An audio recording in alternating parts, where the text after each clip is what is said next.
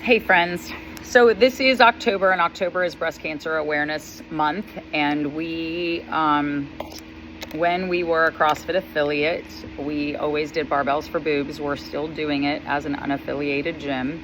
I know the organization is now defunct, but the words mean something, like we're slinging barbells for boobs. So I wanted to let you know what our take on this is. Every year we used to try to do something snazzy. We've had surgeons and breast cancer experts come in and talk, and just generally, without having a good background in fitness, I don't think they understand where we're coming from, because we sort of just got the list from the Susan G. Komen website about what you should do to prevent breast cancer, which I'm not 100% sure you can prevent it, or I feel like I would have prevented it. Most of you know that a couple of years ago I was diagnosed with breast cancer, and it was surprising to me, even though my mother had it 3 times. I just didn't think it would ever happen to me. The ironic thing is, and it becomes personal, but it's so passionate. There's no depression. I wouldn't change having it for the world, because it put me on the right path with what's important and how finite life is. But my mother was just diagnosed very recently in the last couple of months, again, for the 4th time, and it's in her bones.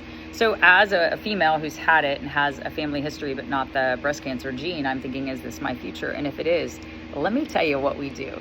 So Ed and I have talked about this a lot, and the 1 in 8 statistic is a real thing. If you count the number of athletes in your gym and survey the women and ask them how many have had breast cancer, I would guarantee you, I would bet you that it's very close to 1 in 8. The last 2 gyms we've been a part of, it's 1 in 8. We have 100 seniors here, and of the women, 1 in 8. That's the statistic. It's crazy.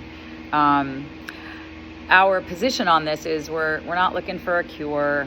I don't even know that we're looking for a prevention, or dang it, I thought I would have been in that category. What we're looking for is enough health, like a really robust health, so that if and when someone is slammed with a diagnosis that requires a toxic treatment, or they choose that route, they have enough health in reserves to not let it knock them down. Ed always says it's great when, like, the treatment worked, but we killed the cancer, but we also killed the patient in the meantime. And these treatments are not easy, and the healthier you are, the stronger you are, the more durable and physically fit you are, the easier it is to endure these things, and the less they knock you down. If you start up here and it knocks you to here, that's one thing. But if you start here and it knocks you below the line, that's what we're trying to prevent, and that's what we're trying to instill in all of our people. We don't know what's coming at us. Everybody's doing their best to stay healthy, but if you know that there's a possibility that something could happen, which we all should expect, right? Then why wouldn't you work on your health with such vigor? I mean, it will benefit you in every other stage of your life, right? And every other phase of your life. If you're healthy and fit and robust and have energy and vibrancy, and it's true. So that will be our speech at the beginning of Grace on Saturday, the 17th. We've got 30 people doing the workout with us. I get to actually do it this time. I'm in like the 5th heat. I'm kind of excited. I had some girlfriends come and do it with me. I wanted to show you, I was a good bald, huh? That's my friend Linda. She and I had it at the same time. Interesting. But yeah, that was 2 years ago. Last year was harder than 2 years ago. Actually, that was in 2022. We're in 2025, 2.5 years ago. But I'm trying to get my body back where I can do, I'm 55 years old, 56 years old. I want to do Grace at 95 pounds, because that's the women's weight. And I got knocked down a little bit.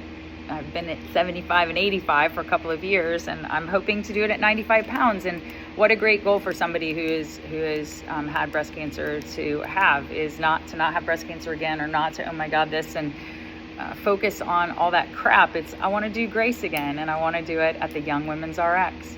And every single one of the women in our gym that are doing Grace, they know what their scores were last year.